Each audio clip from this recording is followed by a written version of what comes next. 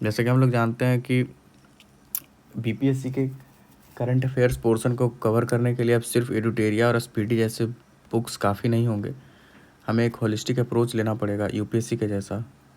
तो perfection IAS daily अपना current affair का एक पीडीएफ पब्लिश करता है और ये मंथली मैगज़ीन भी पब्लिश करता है। तो हम लोग अभी अब डेली का जो पीडीएफ देता है उसको पढ़ने का कोशिश करेंगे, ताकि मंथली मैगज़ीन को कवर करने में बहुत आसानी होगी हम लोगों को। तो आज 2 जुलाई 2024 का हम लोग कर रहे हैं करंट अफेयर। तो ये perfection IAS international news, national news और इकोनॉमी, हर तरीके का जो पोर्शन होता है उसको अलग अलग टॉपिक्स में बाइफरकेट करके देने का कोशिश करता है। तो हम लोग पूरे ही पीडीएफ को आज पढ़ेंगे। तो शुरू करते हैं हम लोग इंटरनेशनल न्यूज़ से। तो बर्ड फ्लू का जो वैक्सीन है अभी, वो फिनलैंड ने पहला वैक्सीन बना लिया है, जो कि ह्यूमन को वैक्सीनेट करेगा, ताकि बर्ड फ्लू जो है वो जानवरों और पक्षियों से ह्यूमन में ट्रांसमिट ना हो सके। तो फिनलैंड जो है वो इसको याद रखेंगे कि फिनलैंड जो है वो पहला कंट्री बना है जो कि बर्ड फ्लू का वैक्सीनेशन देगा। देखते हैं इसके अंदर और क्या है। तो H5N1 नाम का जो इन्फ्लुएंजा वायरस है उसके कारण से ये होता है। तो इसका नाम भी हम लोग याद रखेंगे,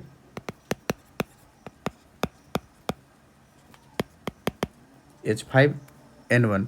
ये एक वेरिएंट है उस वायरस का जिसके कारण से कि ये फ्लू होता है। इन्फ्लुएंजा वायरस एक वायरस का एक समूह है जिससे कि बहुत सारी बीमारियां होती हैं। तो H5N1 से बर्ड फ्लू होता है। तो अभी हाल फिलहाल में ऑस्ट्रेलिया में देखा गया था, जो कि पहला केस हुआ था बर्ड फ्लू का, और मैक्सिको में एक डेथ हो भी चुकी है। अब इकोनॉमिक पोर्शन पे आते हैं। तो ग्लोबल रेमिटांसेस में इंडिया ने टॉप किया है विथ $125 बिलियन 2023 में। तो रेमिटांसेस क्या होते हैं कि अगर किसी एक कंट्री का जो पॉपुलेशन है वो किसी दूसरी कंट्री में काम कर रहा है, तो वहाँ से जो पैसे वो अपनी कंट्री में भेजेगा उसको रिमिटांसेस बोलते हैं। जैसे कि इंडिया का जो लोग हैं, सपोज यूएसए में काम करते हैं और उसकी फैमिली इंडिया में रहती है, तो यूएस से वो जो पैसे बचेंगे उसको वो इंडिया में वापस भेजेगा, तो उन पैसे को रिमिटांसेस कहेंगे। तो जो बाहर से पैसे आने वाले हैं इंडिया में, उसमें मतलब किसी कंट्री में आने वाले होते हैं, उसमें इंडिया टॉप किया है। $125 बिलियन रेमिटांस आया है 2023 में। ये जो रिपोर्ट है वो माइग्रेशन एंड डेवलपमेंट ब्रीफ के नाम से जाना जाता है, जो कि वर्ल्ड बैंक का जो डेवलपमेंट इकोनॉमिक जो रिसर्च विंग है वो पब्लिश करता है। तो रिपोर्ट का नाम है माइग्रेशन एंड डेवलपमेंट ब्रीफ। ये हर साल में 2 बार प्रोड्यूस किया जाता है, हर 6 महीने में ये रिपोर्ट निकाला जाता है। हम लोग देखेंगे कि इंडिया ने टॉप किया है $125 बिलियन के साथ। इंडिया के जस्ट बाद है मैक्सिको का नंबर 67 बिलियन डॉलर के पास। यहाँ से सीधे हाफ हो जाता है। मतलब इंडिया ने काफ़ी अच्छा ही परफॉर्म किया रेमिटांसेस के इससे क्राइटेरिया पे। उसके बाद आता है चाइना 50 बिलियन के साथ, फिलीपींस $40 बिलियन के साथ, और इजिप्ट $24 बिलियन के साथ। इसमें रेमिटांसेस बढ़ने के कारण के बारे में बताया गया है कि strategic economic deals and strong job market in the countries like US, UK and Singapore were the important key behind the rise. यहाँ पे जो अच्छे जॉब जो पाया इंडियंस ने, उसके थ्रू ये संभव हो पाया कि रेमिटांसेस $125 बिलियन तक पहुँच पाया। Currency swap framework. तो आरबीआई ने अपना सार्क करेंसी स्वैप फ्रेमवर्क 2024 से लेकर 27 तक के लिए था, उसको रिवाइज कर दिया है।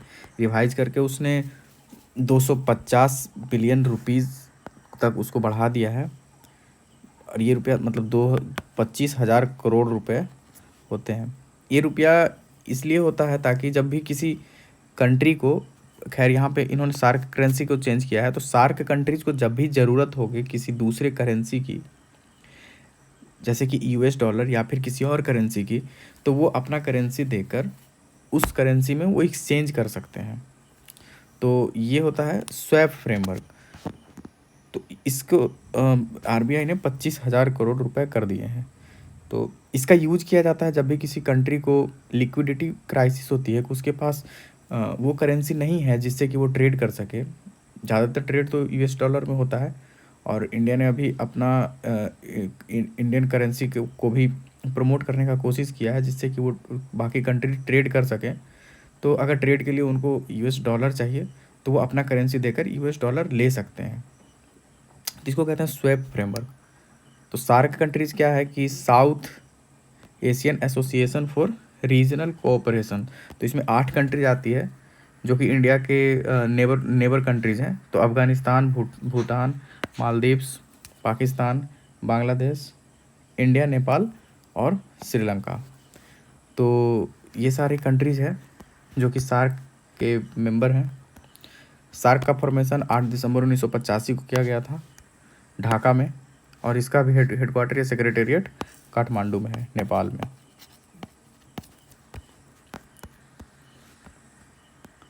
Tobacco free educational institution. तो अभी मिनिस्ट्री ऑफ एजुकेशन ने national tobacco control program launch किया है जो कि टोबैको फ्री एजुकेशनल इंस्टीट्यूट बनाने में हेल्प करेगा। तो इसका मेन पर्पज़ ये है कि स्कूल और कॉलेजेस में जहाँ पे भी एजुकेशनल इंस्टीट्यूशन हैं वहाँ पे टोबैको का सेवन ना किया जा सके। तो इसके लिए उन्होंने बहुत सारे रूल्स बनाए हैं, कुछ मैनुअल्स बनाए हैं जो कि स्कूल कॉलेजेस को फॉलो करना पड़ेगा। जैसे कि displaying of tobacco free area, ये पहले से लिखा रहेगा टोबैको फ्री एरिया कि यहाँ पे टोबैको यूज़ नहीं करना है। कुछ टोबैको मॉनिटर्स बनाए जाएंगे एमॉन्ग द स्टाफ, उनके स्टाफ होंगे जो कि टोबैको मॉनिटर्स बनाए जाएंगे जो कि इस बात का ध्यान रखेंगे कि कोई टोबैको का इस्तेमाल ना कर रहा हो। तो इसके कारण से ये वाला फैक्ट इम्पॉर्टेंट हो जाता है कि टोबैको डे कब मनाया जाता है। तो ये मनाया जाता है 31 मई को हर साल। ठीक है, साइंस एंड टेक देखते हैं। तो जीरो डेब्रिस सैटेलाइट, तो यूरोपियन स्पेस एजेंसी इसने जीरो डेब्रिस सैटेलाइट डेवलप कर लिया है। तो इस जीरो डेब्रिस सैटेलाइट का क्या होता है, डेब्रिस का क्या मतलब है कि डेब्रिस का मतलब होता है कचरा। कि जब भी हम लोग कोई सैटेलाइट को लॉन्च करते हैं तो सैटेलाइट जब अपने एज ख़त्म होने के बाद जब वो सैटेलाइट डिसइंटीग्रेट होता है तो वो एक कचरे के रूप में वो स्पेस स्टेशन में ही या फिर स्पेस का ऑर्बिट में वो घूमता रहता है, और वो कभी वहाँ से वापस ऐसे निकलता नहीं है। तो ये कचरे के रूप में मतलब कह सकते हैं कि उस ऑर्बिट में रहता है।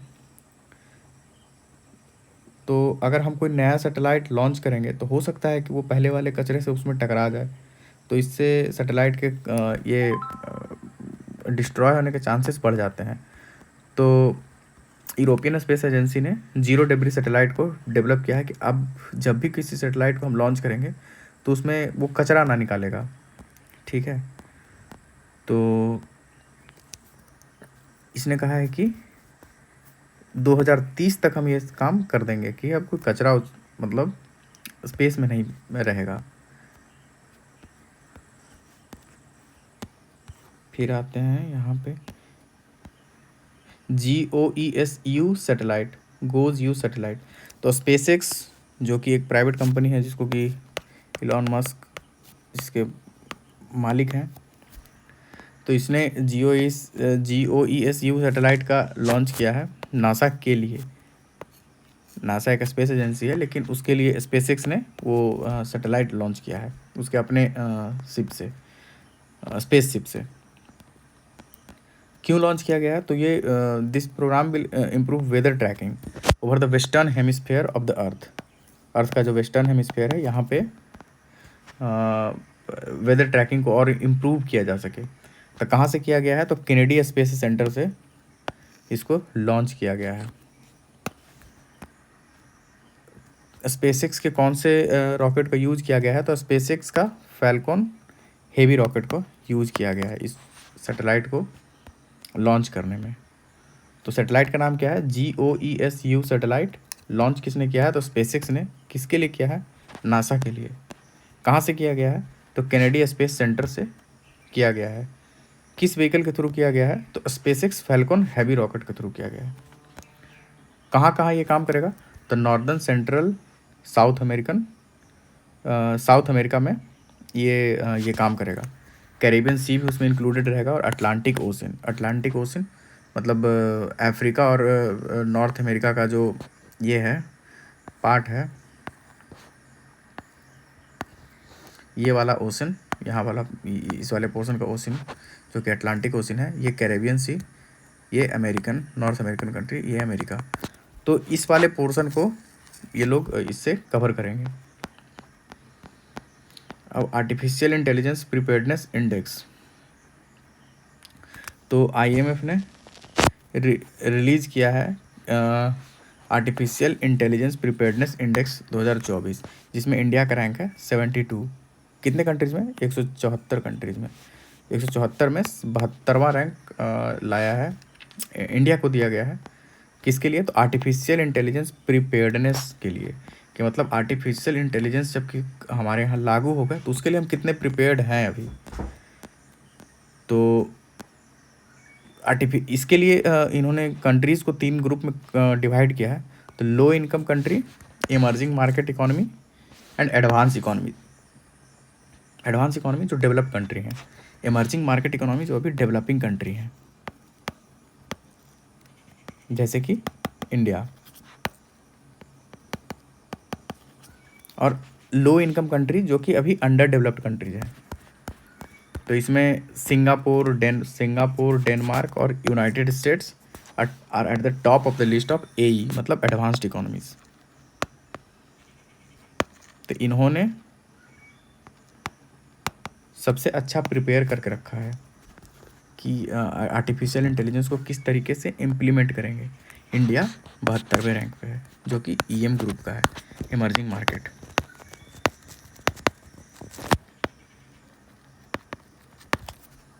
बांग्लादेश का रैंक 113 है, श्रीलंका का 92 है, और चाइना का 31 है। हमसे काफ़ी आगे है, 31वीं रैंक पे है। कुछ अवार्ड्स ऑनर्स है उसको देख लेते हैं। तो 12वां विश्व हिंदी सम्मान या सम्मेलन कह सकते हैं, वो आयोजित किया गया था, जिसमें डॉक्टर उषा ठाकुर को वो प्रेस्टिजियस 12वीं विश्व हिंदी सम्मान ये अवार्ड दिया गया। तो ये एक्चुअली में सबसे पहले ऑर्गेनाइज हुआ था फिजी में 2023 में, लेकिन किसी कारण से उषा ठाकुर वहाँ पे पहुँच नहीं पाई थी, तो उनके लिए एक अलग से एक ये किया गया, आयोजन किया गया नेपाल में। एम्बेसी ऑफ इंडिया ने वहाँ पे ये किया, और उनको फिर ये वाला सम्मान, ये वाला जो अवार्ड है वो दिया गया, विश्व हिंदी सम्मान अवार्ड, डॉक्टर उषा ठाकुर को। उनके हिंदी के आर्ट लिटरेचर में अपने योगदान के लिए उनको दिया गया ये वाला अवार्ड, गोल्डन पीकॉक अवार्ड। तो कपूरथला रेल कोच फैक्ट्री, ये तो हम लोग जानते हैं कि कपूरथला में रेल कोच फैक्ट्री बनती है, तो उसको ये अवार्ड दिया गया है, गोल्डन पीकॉक अवार्ड। क्यों दिया गया है? तो इमरजेंसी इफ़िशियंसी के लिए दिया गया है, under the railways category. Railway में सबसे अच्छा जो एनर्जी इफिशियंसी का जो काम कर रहे थे वो कपूरथला रेल कोच फैक्ट्री काम कर रहे थे, तो ये याद रखेंगे। इंडियन ओरिजिन की जो राइटर हैं पूजा नैन्सी, इनको अवार्ड मिला है knights of the order of arts and letters. Knights of the order of arts and letters किसके द्वारा दिया जाता है? तो फ्रेंच मिनिस्ट्री ऑफ कल्चर के द्वारा ये अवार्ड दिया जाता है। तो पूजा नैन्सी को इस बार अवार्ड दिया गया है। The award was presented for playing an important role in cultural cooperation between Singapore and France. इसके लिए इनको ये अवार्ड दिया गया है। तो ये अवार्ड सिर्फ इनको नहीं मिला है, पूजा नैन्सी को, इनके साथ साथ इवान हैंग को भी मिला है। Letter award along with Ivan Heng. तो याद रखें कि पूजा नैन्सी को knight of the order of arts and letters का अवार्ड मिला है फ्रेंच मिनिस्ट्री ऑफ कल्चर के द्वारा। स्पोर्ट्स, तो इंडिया T20 वर्ल्ड कप का जो खिताब है वो जीत चुका है, साउथ अफ्रीका को हरा के फाइनल्स में 7 रन से। तो इंडिया इस वाले मैच में एक भी, इस वाले टूर्नामेंट में एक भी मैच नहीं हारने वाला पहला टीम बन गया है, जो कि एक भी मैच ना हारा हो। अफगानिस्तान के रहमानुल्लाह गुरबाज सबसे ज़्यादा रन स्कोर करने वाले प्लेयर रहे टूर्नामेंट में 281 रन से, और रोहित शर्मा दूसरे नंबर पर हैं 257 रन से। और अफगानिस्तान के ही फजल हक फ़ारूकी ने हाईएस्ट विकेट टेकर बना 17 विकेट के साथ, और इंडिया के अर्शदीप सिंह भी 17 विकेट के साथ, दोनों ही लोग हाईएस्ट विकेट टेकर रहे हैं। फजल हक फ़ारूकी अफगानिस्तान के और अर्शदीप सिंह इंडिया के। Player of the match Virat Kohli रहे फाइनल के दिन का। Player of the tournament Jasprit Bumrah रहे इंडिया के।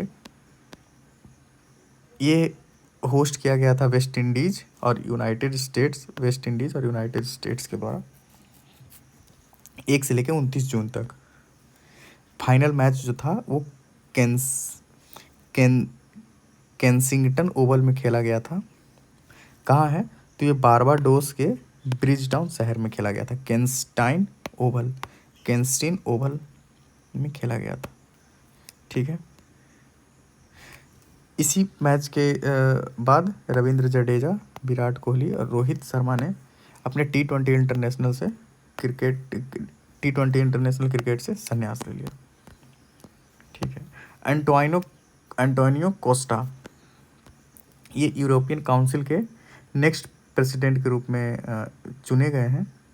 ये पुर्तगाल के रहने वाले हैं। तो ये पहले पोर्तुगीज बने हैं, पुर्तगाली, जो कि यूरोपियन काउंसिल के प्रेसिडेंट रहेंगे। इनके पहले कौन हैं अभी? तो चार्ल्स माइकल जो हैं वो इनके पहले चार्ल्स माइकल जो अभी हैं यूरोपियन काउंसिल के प्रेसिडेंट। इनके बाद बनेंगे एंटोनियो कोस्टा। चार्ल्स माइकल कहाँ के हैं? तो ये बेल्जियम के हैं। 2019 में इनका अपॉइंटमेंट किया गया था और अब तक ये इस वाले पोजीशन पे रहें, दिसंबर 2024 तक रहेंगे।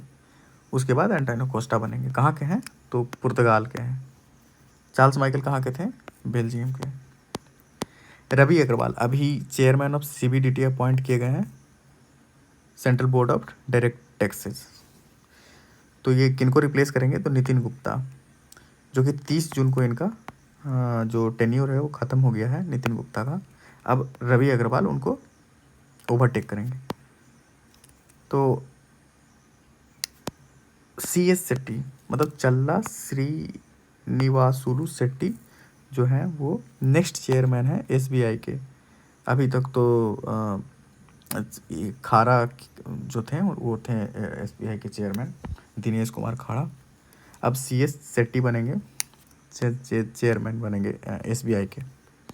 SBI क्या है? तो पब्लिक PSU है, और जो कि इंडियन गवर्नमेंट जिसको ऑन करती है, एक PSU है।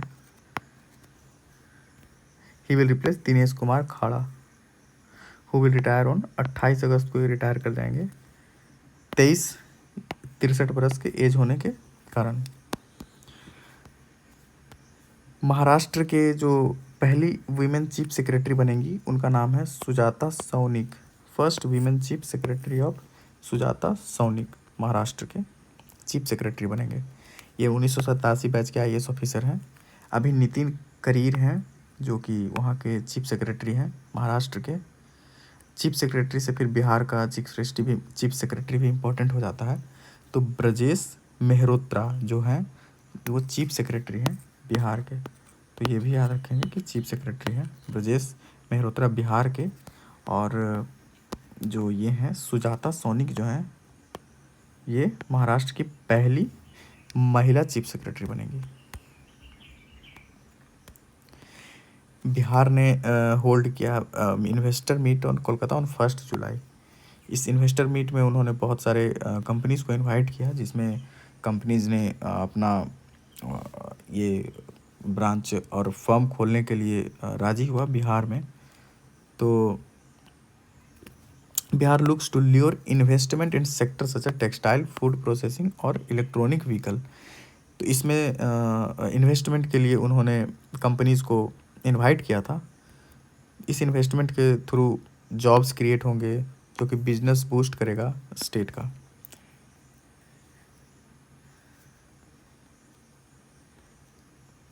संजय झा को वर्किंग प्रेसिडेंट के रूप में इलेक्ट किया गया है। संजय झा को वर्किंग प्रेसिडेंट के रूप में इलेक्ट किया गया है जेडीयू के, जनता दल यूनाइटेड के।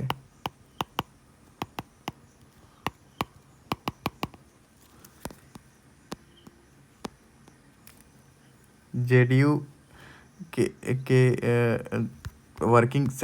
वर्किंग प्रेसिडेंट के रूप में इनको इलेक्ट किया गया है। ये राज्यसभा के मेंबर हैं अभी फ़िलहाल में।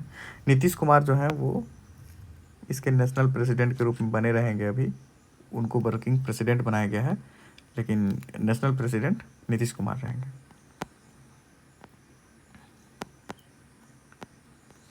बिहार जो है वो डिजिटल रिकॉर्ड्स ऑफ पेशेंट के इस पे 6ठे रैंक पे है, जिसने कि प्रिपेयर किया है डिजिटल रिकॉर्ड्स ऑफ पेशेंट्स। तो according to the report of the union health minister, digital records of 14.6 14,60,000 patients का जून 25 जून 2024 तक इतने लोगों का रिकॉर्ड डिजिटली प्रिपेयर कर लिया गया है। तो अभी कंट्री में हर स्टेट जो है वो अपना पेशेंट का रिकॉर्ड प्रिपेयर कर रहा है। तो इसमें बिहार 6ठे नंबर पे है। पहले नंबर पे कौन है? तो पहले नंबर पे उत्तर प्रदेश है। Uttar Pradesh ranks first in the country preparing digital record of patient. Patna is the first position in the state in preparing digital record and Sheikhpura is at the last position. अगर हम डिस्ट्रिक्ट्स की बात करें कि कौन सा डिस्ट्रिक्ट सबसे ज़्यादा पेशेंट का वो डिजिटल रिकॉर्ड प्रिपेयर किया है, तो वो पटना है और लास्ट पोजीशन पे शेखपुरा है।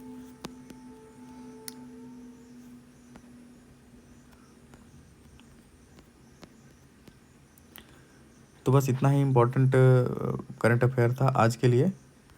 तो थैंक यू ये वीडियो देखने के लिए।